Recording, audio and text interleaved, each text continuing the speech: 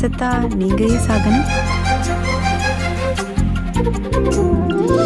ஓடி அருவி கொட்டுதே அடிய மேல, அது தேடி உசுர முட்டுதேனதம் ஒன்னால.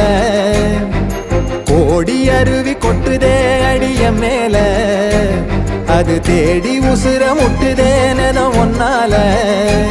மலக்கோவில் விளக்காக ஒளியா வந்தவளே, மனசோட தொலை போட்டு எனையே கண்டவளே.